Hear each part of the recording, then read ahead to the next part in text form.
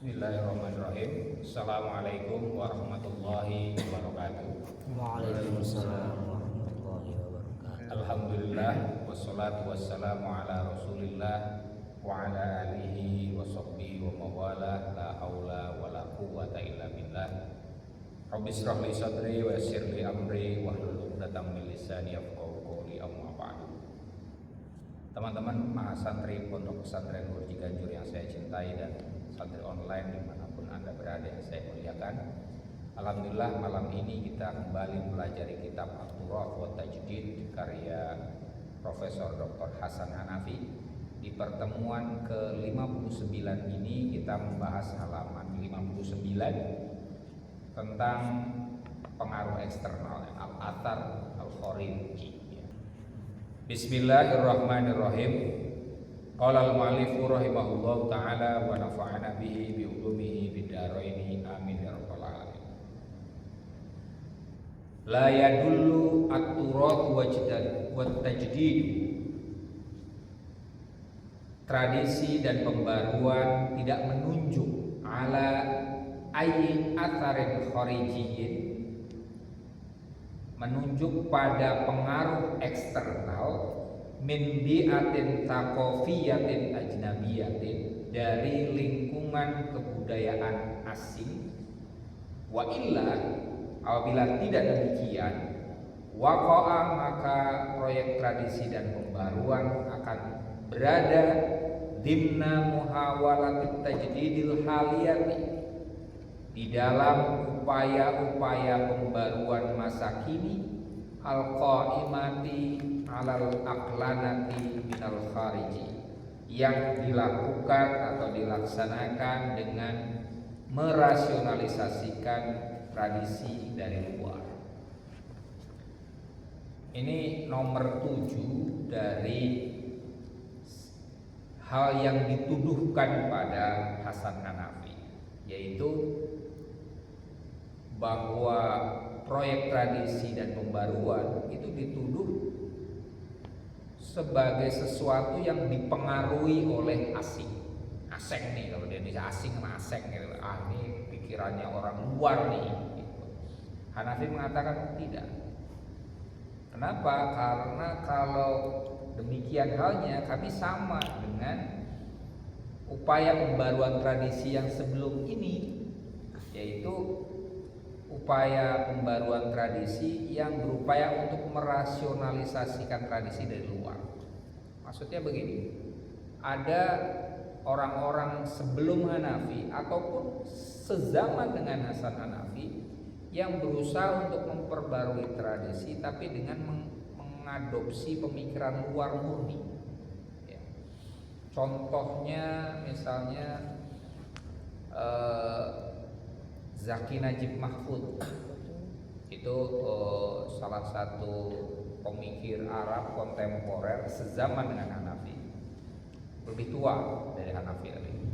Itu dikenal sebagai orang yang positivisme logis. Beliau alumni Inggris, lantas kemudian pulang ke Mesir melakukan pembaruan pemikiran tapi dengan nuansa-nuansa ala Inggris.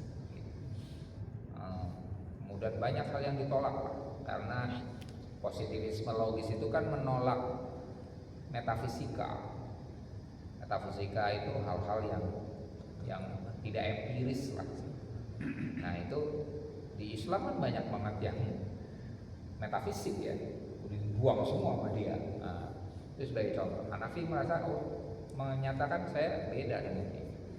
Atau yang sezaman dengan Hanafi nanti yang disebut juga di sini, misalnya berusaha untuk merasionalisasikan tradisi dengan pengaruh asing. Contohnya yang tempo hari saya sebut Muhammad Arqud, itu almarhum, itu seleting dengan Hanafi. Di Sorbonnya juga sama, seangkatan, cuma beda jurusan saja. Di Sorbonne Hanafi itu belajar filsafat, sementara Arqud belajar Islamic Studies. tapi sama-sama muridnya Henry Corbin ya, Henry Corbin atau Corbin. Nah itu Arkun juga sama, berusaha untuk memperbarui tradisi tapi dengan menggunakan banyak konsep dari luar. Yang kemudian tradisi itu posisinya seperti kelinci percobaan. Kalau pakai teori ini jadinya apa? Jadi itu gini, jadi kayak masak. Nah, Hanafi bilang enggak. Saya tidak melakukan itu, kata. Walakinnahu, akan tetapi proyek tradisi dan pembaruan yakni i'adata bina'in liturosi min dakhili. Tradisi dan pembaruan Hasan Nafi ini adalah upaya untuk merekonstruksi tradisi dari dalamnya. Bima uti halil bahithi min wasaila asriyatin, dengan hal-hal yang diberikan kepada peneliti berupa sarana-sarana kontemporer, manahijan, baik berupa metode-metode, au tasawwuratin atau konsepsi-konsepsi, au lughatin atau berbentuk bahasa. Yang dilakukan oleh Hanafi dengan tradisi dan pembaruan adalah i'adatul bina, merekonstruksi. Rekonstruksi itu ya kayak sekarang pesantren itu rekonstruksi ya. Rekonstruksi itu membangun ulang, hampir kayak renovasi ya. Sudah ada tapi kemudian disusun ulang.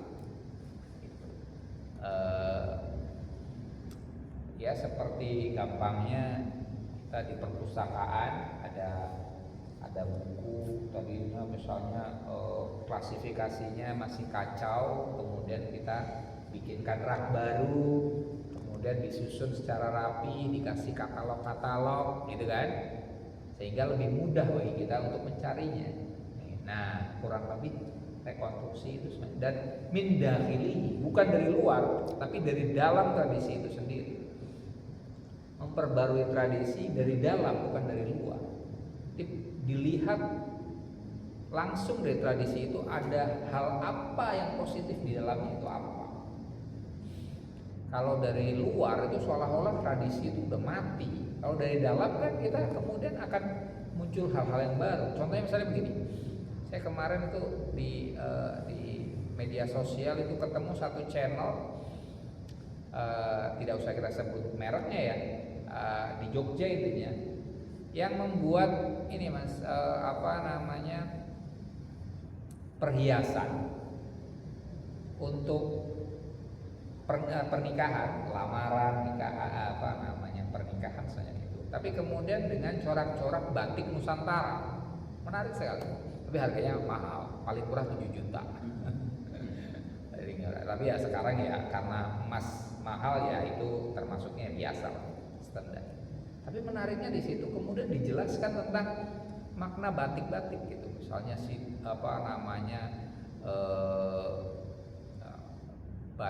batiknya Bogor itu atau bukan, batiknya orang Cirebon itu kan Megamendung. Misalnya gitu ya. Megamendung itu artinya apa?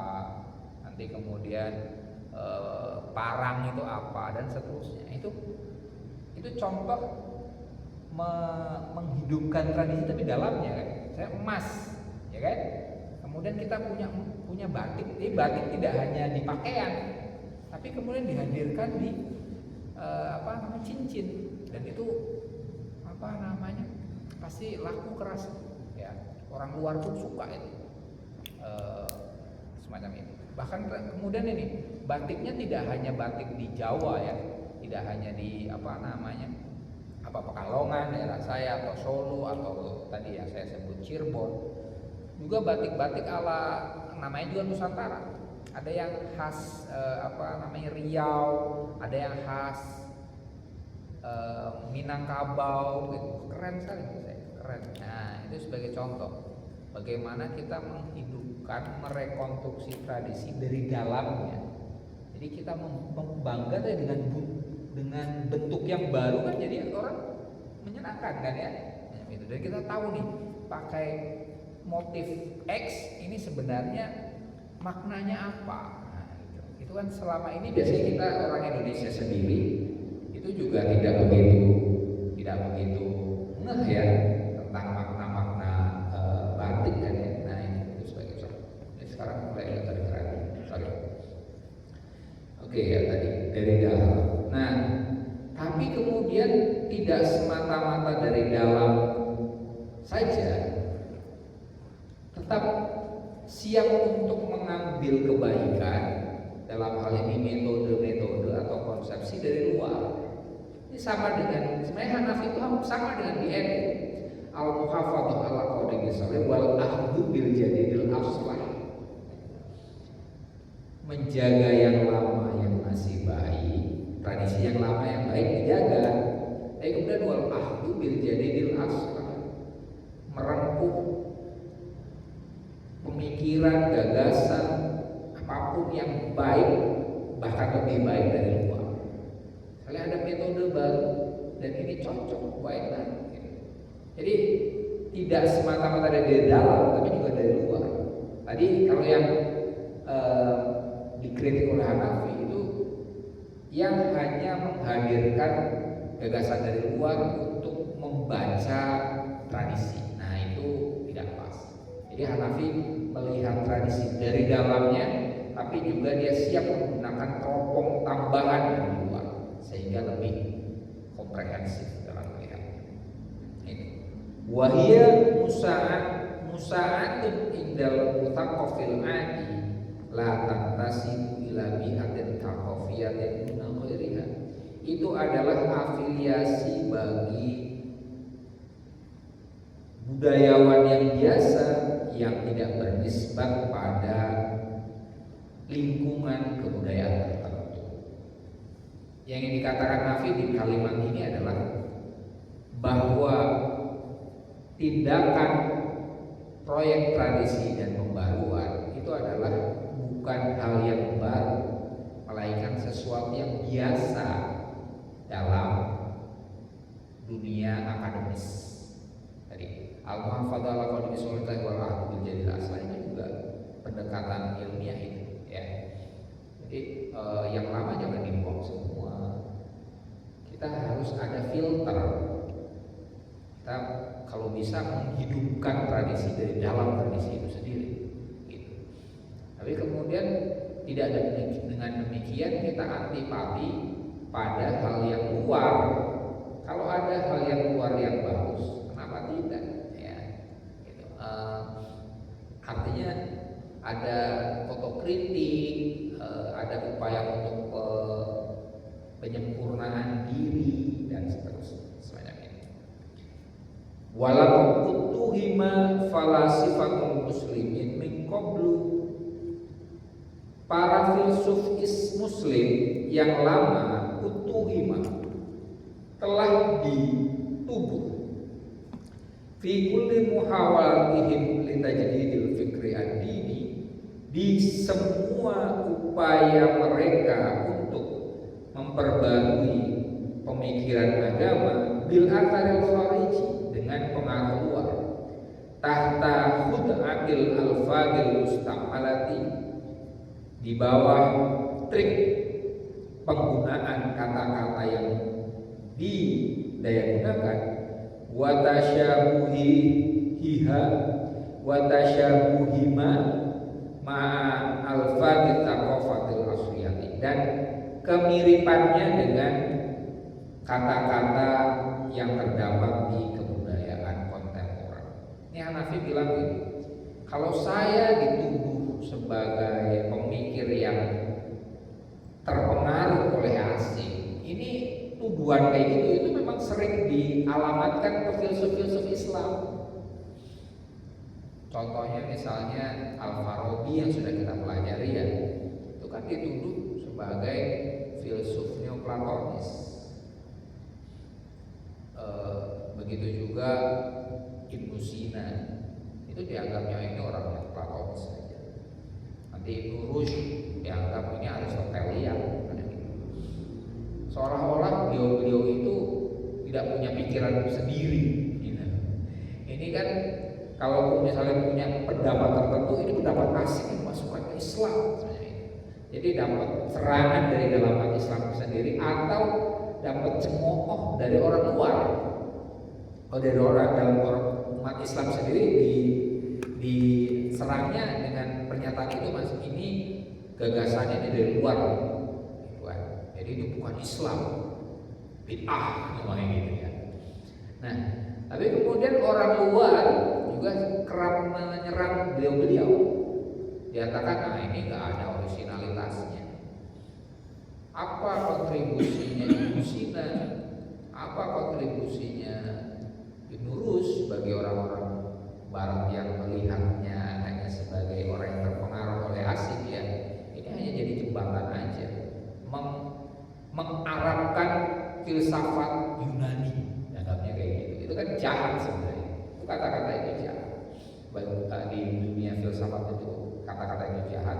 Nah, tadi kalau dikatakan bahwa beliau-beliau itu juga hanya terpengaruh oleh asing, itu juga suatu tuduhan yang jahat sebenarnya.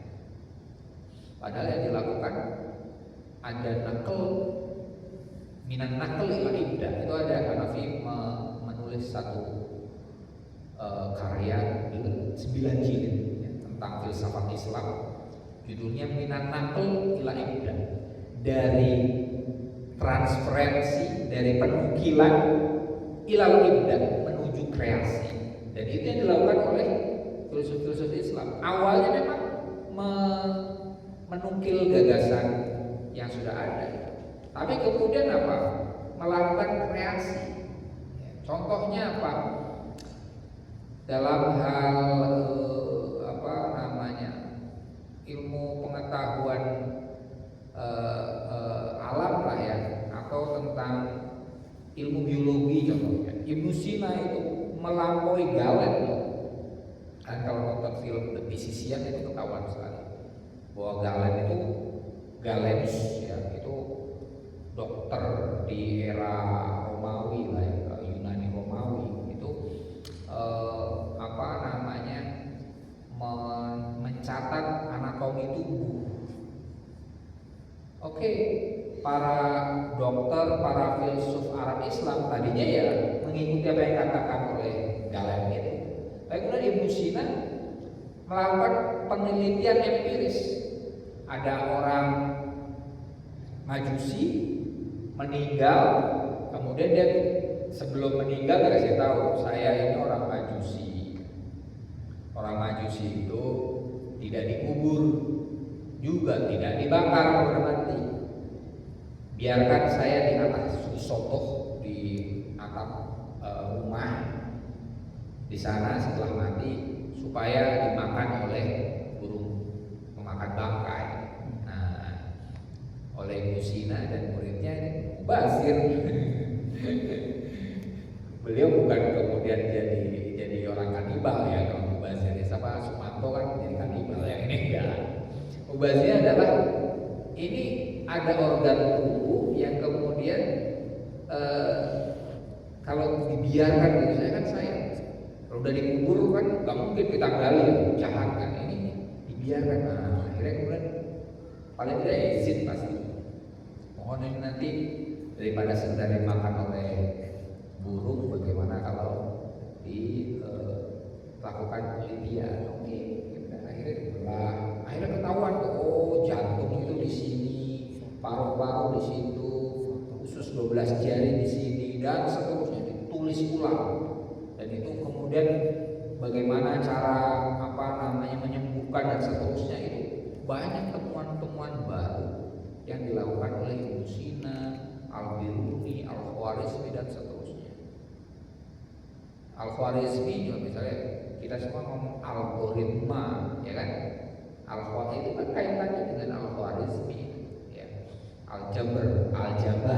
Nah, oke, angka-angka ini awalnya belajarnya dari India, ya orang-orang tadi Al-Khwarizmi dan kawan. Tapi kemudian dikembangkan lebih lanjut menjadi ilmu matematika yang jauh lebih kompleks, melampaui orang Yunani dan Romawi. Karena Yunani dan Romawi itu nggak punya sifar, nggak punya angka nol. Nol itu kemudian kan adanya ditemukan oleh umat Islam itu. Nah, itu sebagai contoh. Jadi filsuf-filsuf Islam itu tidak sekedar menukil, mengambil atau mempelajari dan mengarabkan gagasan filsuf-filsuf sebelumnya, tapi beliau mengunyahnya sedemikian rupa, mengkritik dan menyempurnakannya, dan akhirnya memunculkan kreasi pemikiran baru. Begitu, ya. Oke. Wada'wal atharul khariji, tuduhan tentang adanya pengaruh luar, latang tobiku tidak cocok illa alal fikril manqul, kecuali dialamatkan pada pemikiran yang menukil. Fi hadil hal, di kondisi itu layakunu, pemikiran itu tidak lebih daripada ataran khorijiyah, tidak sekedar berposisi sebagai sesuatu yang terpengaruh oleh pengaruh luar, bal yakunu fikron mangkulan qalban wa qaliban, melainkan pemikiran yang dinukil baik isi maupun bentuknya, syaklan wa mawdu'an, format maupun objeknya, hatta walau dhahara fi thawbi thaqafah al-wataniyah, meskipun ia tampak dalam baju kebudayaan nasional, min ajli husnil qabul, demi mudah diterima, kazinatin syarqiyatin ala waridatin gharbiyah, seperti hiasan timur, garmis timur, ala waridatin gharbiyah, atas barang-barang impor dari barat.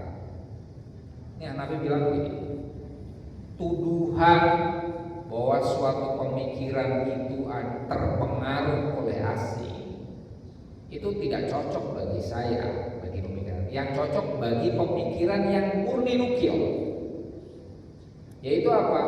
Pemikiran yang tidak hanya terpengaruh, tapi isi dan bentuknya itu sama persis dengan pemikiran asing. Ya, isi dan bentuknya persis. Contohnya apa? Kalau di sini misalnya contohnya Abdullah Al-Qurni, ya. Kalau di Indonesia kalau di dunia contohnya adalah Marxisme yang sampai ke Rusia, ya, Uni Soviet dulu. Jadi Leninisme dan Stalinisme, ya kan, Leninisme. Nah, itu sama. Itu penukilan pemikiran, atau Marxisme yang dinukil oleh Mao Zedong di Cina, itu juga sama, nukil. Atau Marxisme yang diupayakan untuk hadir dan hidup di Indonesia oleh orang-orang PKI, itu nukil. Jadi nanti bahasanya ya bahasa Marx, ya misalnya agama candu, misalnya gitu kan. Apalagi misalnya kaum berjuis, ya yang sebenarnya kadang nggak relevan. Coba misalnya, kalau orang-orang Marxis bilang agama candu, ya di Eropa mungkin iya saat itu. Ya. Kenapa? Karena Eropa pernah mengalami kondisi di mana gereja itu, agamawan itu mengeksploitasi pemikiran publik, menguasai publik, dan kemudian menguasai ekonominya dan politiknya, dan bisa menipu masyarakat. Jadi mempercayai agama akhirnya menjadikan orang bodoh, candu, ya kan? Dianggapnya candu bagi masyarakat. Tapi apakah kata-kata agama candu bagi masyarakat itu 100% berlaku di Indonesia? Enggak, ya kan? Enggak. Justru agama di Indonesia ini malah memunculkan negara, ya, pendidikan, dari mulai minimalnya dari mulai kerajaan Samudra Pasai sampai kemudian nanti Demak, ya. Islam itu malah kemudian jadi kekuatan. Ada perempuan yang dahsyat sekali, siapa? Ratu Kalinyamat, ya kan, itu muslimah,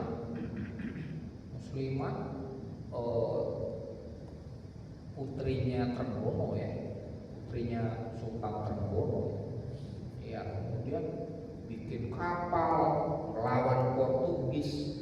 Coba, beliau muslimah ya. Kakeknya Adipati Unus juga sama, melawan Portugis, bikin kapal yang kuat, dan kapalnya saat itu juga dahsyat. Kapalnya Adipati Unus juga dahsyat. Kapalnya Ratu Kalinyamat juga diuji oleh orang-orang, ditakuti oleh orang-orang Portugis.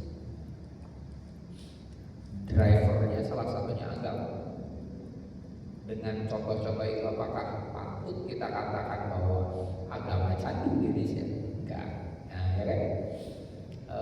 Diponegoro melawan Belanda itu dengan agama, ya kan? Tambah ke sini lagi, Ki Hasyim Asy'ari memunculkan resolusi jihad melawan Belanda dengan apa? Dengan agama, ya kan? Artinya agama itu bukan candu di Indonesia. Itu sebagai contoh. Nah, tapi tadi orang-orang PKI itu tadi karena menukil. Marx mengatakan agama candu, maka dia katakan agama candu. Ya jaka sembuh golok kan ya. Gitu, itu sebagai contoh. Nah, Hanafi bilang, no, saya tidak menukil, maka agak cocok. Kata-kata terpengaruh oleh asing hanya cocok dialamatkan pada orang yang menukil mentang-mentang gagasan orang lain. Amal atharu al-khariji, pengaruh luar, fatuh matut talqo ala kulli mufakkirin asing, adalah tuduhan yang dihadapi oleh semua pemikiran yang orisinil, yutawwil qadima wa yad'u nahwal asri, yang mengembangkan tradisi lama dan mengarah menuju masa kini. Itu menurut Hanafi, kalau ada tuduhan semacam itu dialamatkan ke pemikiran saya, kata dia, itu bukan tuduhan lama, tapi tuduhan yang diberikan kepada orang-orang yang berpikiran orisinil, yang berusaha untuk mengembangkan yang lama dan mengarah ke masa kini. Kenapa tuduhan itu muncul? Min ajli tafridil qadim, demi mengosongkan tradisi lama, min kulli muhtawa taqadumiyin lahu, dari semua isi progresif di dalamnya, wa wada'ahu fi itaril mawruthil mutakhallifi, dan meletakkannya di ranah warisan yang terbelakang, anil asril ladhi, dari masa yang la yahtawi ala unsurin min anasiri tatawurihi, yang tidak mencakup satu unsur pun yang bisa mengembangkannya min dahilihi, dari dalamnya. Tuduhan itu tuduhan bahwa ini pemikiran Hanafi ini terpengaruh asing, itu biasa dialamatkan pada orang-orang yang berpikiran orisinil. Kenapa? Pemikiran itu juga sebenarnya tidak hanya menyerang kaum orisinil, tapi juga menyerang tradisi itu sendiri. Seolah-olah tradisi itu tidak punya unsur kemajuan sama sekali, jadi buang aja. Hanafi tadi kan bilang dia berusaha untuk memperbarui tradisi dari dalam. Nah, bagi orang-orang yang pakai konsep pengaruh dari luar, bilang tradisi itu gak ada unsur-unsur yang bisa menjadikannya maju. Artinya ini kan penghinaan tradisi. Apakah tradisi lama itu 100% gak ada gunanya masa kini? Nah, itu Hanafi menyangkal pertanyaan itu, jadi menjawabnya secara negatif. Tidak. tradisi itu punya unsur yang progresif. Contohnya tadi saya ngomong tentang batik ya. Batik itu dulu waktu saya masih sekolah ya nggak begitu bangga dengan batik. Tapi kemudian batik dengan kebijakan baru, dengan polesan baru, kan sekarang anak muda juga suka pakai batik. Ya, ada hari batik pula, anak-anak kecil juga suka. Nah itu. Dan dengan menghidupkan batik itu, apakah kemudian tidak ada takodum? Ada dong. Karena dalam batik itu ada makna-makna terselubung di dalamnya, yang dalam, bukan sekedar kain, ada makna di dalamnya. Tradisi Islam yang lama, apakah kemudian tidak ada unsur kemajuan dalamnya? Ya banyak ya. Bahkan kemarin saya sempat ngobrol tentang la ilaha illallah, itu saja itu ada unsur kemajuan di dalamnya. Itu tradisi Islam. La ilaha artinya al-bidayah minan nafi. Pada awal itu kita harus menafikan hal itu. Dengan mengujinya, baru isbat kita memantapkan tentang sesuatu. Itu adalah metode penelitian. Awalnya itu kita tolak dulu ya, apakah ini artinya ketika ada pemikiran kita perlu uji dulu, jangan langsung diterima. Ya, kayak tadi pagi itu ada yang nanya tentang ke saya, Ustaz, bagaimana pendapat Ustaz tentang ini? Ada Ustaz yang itu lagi viral ternyata, nyium anak cewek, gitu kan, gitu ya, nyium anak kecil. Gitu. Saya cuma ditunjukkan foto itu saja gitu. Nah saya nggak langsung bisa ngambil keputusan. Saya bilang karena saya hanya melihat ini, saya belum mengikuti beritanya mungkin, maka saya tidak bisa ngambil keputusan. Nah itu artinya apa? Menunda mengambil keputusan itu penting. Di Indonesia itu sebagian orang kan nggak punya rem sebanyak itu. Lihat sesuatu langsung ada kalimat apa langsung dicerca gitu. Kita lihat dulu. Karena saya hanya melihatnya sepotong itu saja ya, tidak mengikuti asbabun nuzul, asbabun wurud atau apa ya gitu. Saya masih husnudzon. Jangan-jangan ini anak perempuan itu anaknya dia barangkali kan. Gitu. Tapi setelah mengikuti juntrungannya ke situ ya udah tinggal diurus saja, bukan namanya saya juga ya kan.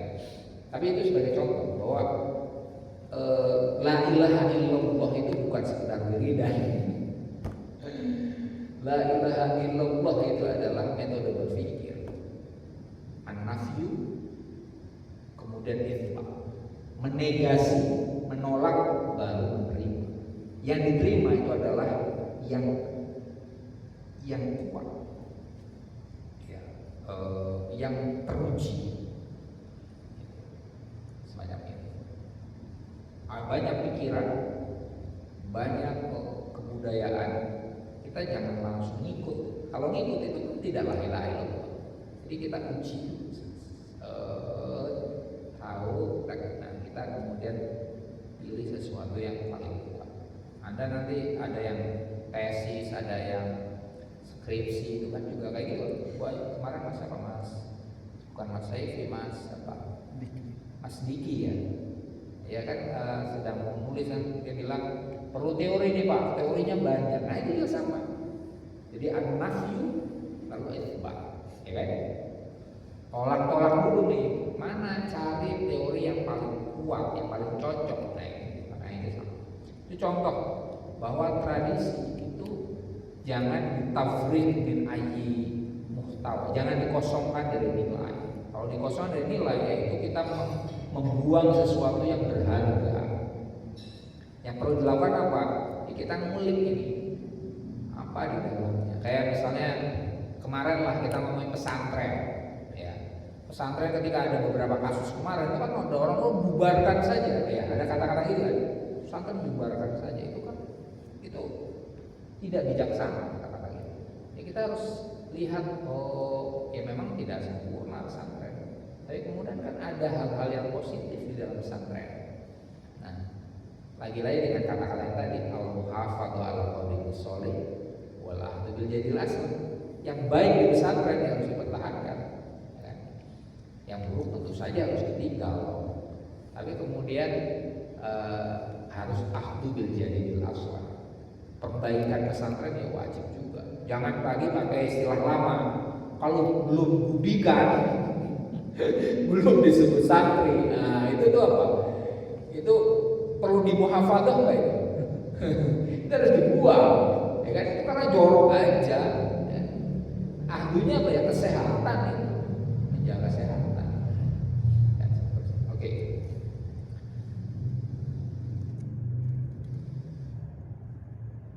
Wa min ajli itsbati anna tatawura la ya'ti illa bi fadlil waliba aw manahija aw tasawwuratin min thaqafatin mughayyarah. Tuduhan tadi juga tuduhan bahwa ini terpengaruh asing. Itu juga min ajli itsbat, demi untuk menetapkan anna tatawura bahwa perkembangan layak tidak hadir illa bifadli kualiba, kecuali dengan adanya format au manahija atau metode au tasawwuratin atau konsepsi-konsepsi min thaqafatin mughayyarah, dari kebudayaan lain, ya al-thaqafah al-gharbiyah, yaitu peradaban kebudayaan barat, allati tahwi fi dahiliyah, yang mengandung di dalamnya ala kulli muqawwamatin tatawuri wal muhasarah, mengandung di dalamnya semua unsur pokok perkembangan dan kekinian. Tuduhan bahwa ada unsur asing di dalam satu pemikiran itu di sisi lain adalah selain untuk menurunkan tradisi, kedua adalah untuk menjunjung tinggi peradaban asing. Ini gagasan keren ini nih dari luar deh, kan? Berarti kan yang luar itu yang keren, gitu. Kayak tadi misalnya itu Cina, ini kan yang Platonis, ini kan Platonis, ini Aristoteles, ya kan? Plato, Aristoteles atau Plotinus itu kan dianggap sebagai orang-orang Yunani Romawi, ya kan? Nah, berarti apa? Itu lebih hebat daripada orang-orang Islam. Jadi luar dianggap lebih keren. Atau misalnya Hanafi nanti dituduh misalnya ini Harselian nih. Husserl itu adalah orang Jerman. Tapi Jerman lebih hebat kan gitu kan.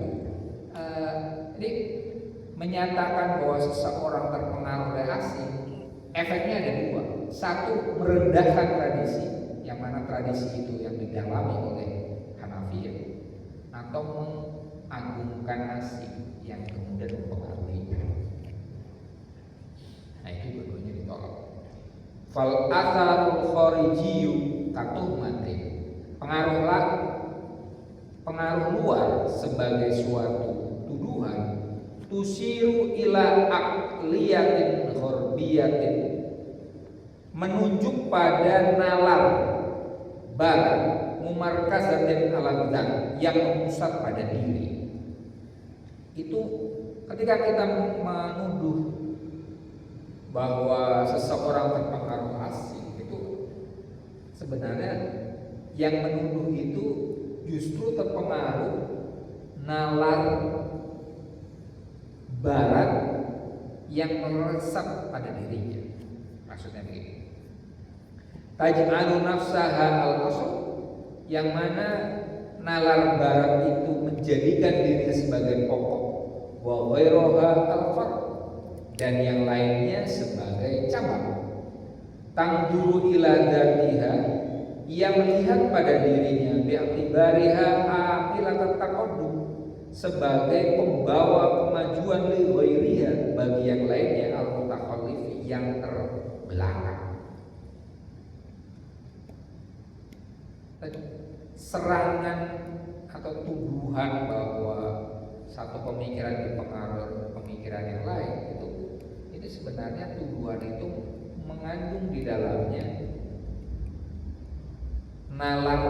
pernis, nalar barang-barang, yang kemudian ini nalar ini pada titik tertentu juga jadi imperialis. Ada pusat dan ada cabang, periperi, ada pusat dan ada pinggiran. Yang pusat mana? Barat. Yang pinggiran kita semua. Kayak misalnya di Indonesia mungkin saja orang menuduh kita dengan berbagai hal ya. Oh ini terpengaruh A, terpengaruh B dan seterusnya. Itu kata-kata kayak gitu. Itu akhirnya sebenarnya suatu pernyataan yang minder namanya ya, minder pada asing. Dan seolah-olah asing itu segala-galanya. Tadi saya membaca buku Peradaban Jawa, salah satu hasil disertasi di UI bidang sejarah, Peradaban Jawa dari Mataram kuno hingga Majapahit akhir judulnya. Penulisnya, saya lupa namanya, SS pokoknya. Namanya Jawa banget. Saya orang Jawa tapi kalau nama Jawa murni kadang udah lupa. Judulnya itu. Nah, di situ di awal-awalnya ada kata-kata menarik bahwa Nusantara, khususnya Jawa, itu adalah tempat persimpangan dan pertemuan berbagai peradaban. Berbagai peradaban besar di dunia masuk ke dalamnya, tapi dia punya keunikan tersendiri yang tidak menjadikannya terpengaruh oleh yang asing. Itu keren. Terutama Jawa ya. Bukan karena seorang Jawa, kenyataannya sebenarnya ini. Coba kita Jawa sebelum ada Islam sudah diinfiltrasi oleh kebudayaan India. Ada Hindu, ada Buddha. Juga dari China pasti ya. Tadi Buddhanya Konghucu dan itu masuk juga, Buddhanya juga dari China. Kemudian setelah itu infiltrasi selanjutnya adalah dari Timur Tengah, dari Arab, dari Persia, Islam. Kemudian di era penjajahan Eropa, ya, termasuk dengan agamanya Kristiani. Tapi unsur kejawaan kan masih kuat. Ya. Kemudian Islamnya orang Jawa kan agak beda dengan Islamnya orang Arab kan. Walaupun bukan kejauhan sekalipun ada, misalnya kita kemarin ngomong tahlilan dan seterusnya itu khas kita banget. Di Timur Tengah nggak ada, termasuk ada manaqib Syaikhul Qadir itu hanya di Jawa Tengah sebenarnya, karena Cirebonan itu enggak ya. Manaqib Syaikhul Qadir itu lebih kuatnya di Jawa Tengah. Nah, benar ya? Malang masih ya tahu. Mau bikin rumah Saya buat gitu. Nah itu ternyata di Cirebon enggak, karena saya tahunya Kiai Said Agil Siraj itu kemudian beliau bilang bahwa saya terkait dengan manaqib itu belum begitu menghayati. Nah itu berarti kan Cirebon kan tidak begitu, ya kan? Berarti itu mulai paling tidak mungkin berbes ke sana, berbes sampai terutama Demak, Kudus, kuat. Ya. Nah, sebagai contoh tadi ada tradisi-tradisi yang unik di kita. Islamnya kita itu beda dengan Islamnya. Termasuk Hindunya orang Indonesia itu beda dengan Hindunya orang India. Beda. Iya. Kayak misalnya kalau di Hindu di India itu kan suaminya meninggal, dibakar, istrinya nyemplung, ya kan, aslinya kan kayak gitu, dibakar, istrinya ikut dibakar, tapi gak berlaku sebaliknya ya, suaminya kawin lagi, istrinya meninggal. Itu di Bali, di orang Hindu di Indonesia nggak melakukan itu, ya. Termasuk perayaan Diwali itu kan juga hanya di India, di kita nggak ada. Nyepi itu adanya di Indonesia. Nah, jadi Indianya agama Hindu itu nggak ada ya. Itu kan istilahnya orang Arab juga sebenarnya. Itu kita punya keunikan tersendiri. Itu sebagai contoh, artinya kita bukan bangsa yang muktirun bi atharen khariji, yang muktarun ya, yang terpengaruh oleh pengaruh luar. Oke, luar masuk, tapi perlu beradaptasi dengan budaya kita. Islam ya, Islam dari Arab tapi dijawakan dulu, ya kan? Makanya saya bikin tulisan pakai bahasa Arab. Min aslamati Jawa ila ajwiyakil Islam, judulnya gitu. Dari islamisasi Jawa menuju penjawaan Islam. Itu tulisan saya tentang Sunan Kalijaga. Ya, jadi Sunan Kalijaga itu menjawakan Islam. Nah, ini sebagai contoh. Jadi apakah barat ataupun luar itu adalah sumber dan kita cabang? Belum tentu. Sekarang ini malah momen-momennya kita Islam Nusantara itu kita perlu mengekspornya keluar. Kita Islam kita itu justru bisa kompatibel dengan kebudayaan lokal dan juga kompatibel dengan cocok dengan budaya kekinian. Ya, kayak kita Muslim di Indonesia itu gak begitu sulit untuk menerima demokrasi, tapi gitu kan. Menerima lokal tadi sudah sebutkan, artinya kita jauh lebih keren daripada Islamnya orang Arab sebenarnya. Islam orang Arab itu berantem terus, ya kan? Nah, tadi kita bukan farq, kita justru nanti bisa jadi asul. Nah, oke. Wahia aqlanatun tasilu ila haddil unsuriyah. Nalar barang tadi itu sampai ke taraf rasialis unsuriah at-taqafiyah, rasialisme budaya, wal qabaliyah al-hadariyah, dan fanatisme peradaban, walati taqumu fi asasiha ala unsuriyah wa qabaliyah irqiyah, yang berdiri di atas rasialisme dan fanatisme etnosentris. Tadharu ala mustawa taqafah, yang muncul di tingkatan kebudayaan, wal tiqail hadar dan pertemuan antar peradaban. Tasbitu dataha al-akhir, yang menjatuhkan dirinya pada yang lain, yang merendahkan yang lain. Rasio kebarat-baratan tadi itu adalah rasio yang rasialis. Orang barat itu kan terutama di era imperialis dan kolonialis itu kan merasa dirinya sebagai pihak yang beradab.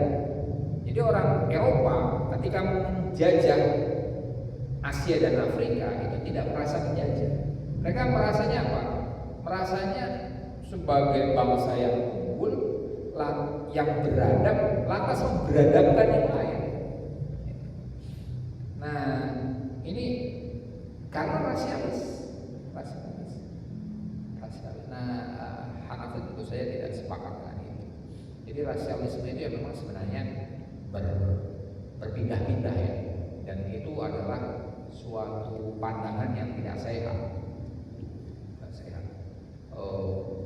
Oke lah, rasialisme yang lama misalnya Yahudi kan sampai detik ini juga masih menganggap dirinya sebagai Sya'bullahil Mukhtar, kami adalah bangsa yang dipilih oleh Tuhan. Itu rasialis. Itu kemudian menjalar ke orang-orang barat yang tadi. Ke Islam juga sempat kok. Orang Arab itu sempat. Ada istilah Ajam sama Arabi, ya. Apa ilah taqwa itu? La fadla li Arabiyyin wal Ajamiyyin illa taqwa itu kan hadis Nabi yang menunjukkan bahwa ada kecenderungan rasialis di kalangan orang Arab. Orang Mekah itu juga rasialis juga loh. Nahnu umara wa antum muzara. Itu kata-kata orang Quraisy terhadap orang-orang Madinah. Nah, kemudian tadi orang Arabnya sendiri itu juga merasa unggul dibandingkan yang lain. Ajam itu kan utamanya kayak orang-orang Persia, nah Arab kan. Nah, jadi ada rasialisme. Itu kemudian pindah ke Eropa ketika kolonialisme imperialisme berlanjut. Nah, ya tadi Hanafi menyatakan bahwa kalau kita menyatakan ada pengaruh asing, di mana asing itu diunggulkan, itu sebenarnya ada unsur rasialis di dalam tuduhan itu. Fali annaha kanat bi fi'lin akharin kharijiyyin, karena ia secara aktual adalah pengaruh luar Yunani, Romawi, Gharbi, yaitu pengaruh Yunani, Romawi dan Barat. Fa innaha tadunnu anna ayata muhawalatil tajdid, maka ia rasio tadi menyangka bahwa upaya pembaruan itulah buddha antakun khodiatan linafsil mukti, harus tunduk pada pola yang sama, wa yakunu hadhil marrah, dan hal itu sekali waktu menjadi Yunanian Yunani, Rumanian Romawi, Hindian India, Farisian Persia fil qadim di masa lampau, au Gharbian atau Barat fil hadis di masa kini. Karena pengagungan rasialis tadi kepada yang asing, maka muncul tuduhan terpengaruh oleh asing yang dialamatkan pada pembaruan-pembaruan. Kenapa tuduhan itu muncul? Ya tadi ada unsur inferioritas, ada unsur pemikiran yang westernis, yang kemudian kalau ada pembaruan harus dicocokkan ke sana. Kayak misalnya di Indonesia, misalnya kita kalau mau maju ya contoh dong yang maju keluar gitu. Padahal kita di Indonesia, kita bukan aktivis, tapi kita perlu menyadari bahwa dulu Indonesia itu keren ya. Zaman Kalingga itu kita seperti Jepang zaman sekarang. Dompet hilang itu di Jepang itu gak bakal hilang, dilaporkan ke polisi. Gitu.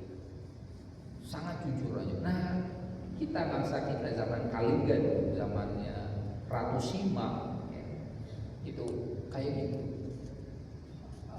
Uang jatuh di jalanan, ya tetap di situ sampai berbulan-bulan. Datang lagi ke situ, ketemu. Coba ya, sekarang di Indonesia, iseng ya, handphone taruh situ. Saya tinggal pulang di handphone saya itu masih utuh Pak, di masjid itu, saya hilang. Nah tapi tadi kita sebenarnya kalau mau mengacu sebenarnya tidak harus keluar, kita bisa mengacu ke dalam diri kita, ke dalam tradisi. Kalau Jawa tadi contohnya di zaman itu seperti apa? Kok bisa ya sekarang kayak gini? Nah, dulu cewek-cewek di Indonesia keren sekali, kayak tadi ada Ratu Kalinyamat, ada Cut Nyak Din kalau misalnya, ya kan? Artinya Indonesia itu keren dulunya, nah gitu kan. Tidak perlu terpengaruh asing. Kalaupun terpengaruh, kita hanya mengambil yang baik dari asing dan kita masih menjadi diri yang kuat, yang bagus. Itu saja untuk malam ini. Kurang lebihnya mohon maaf. Assalamualaikum warahmatullahi wabarakatuh.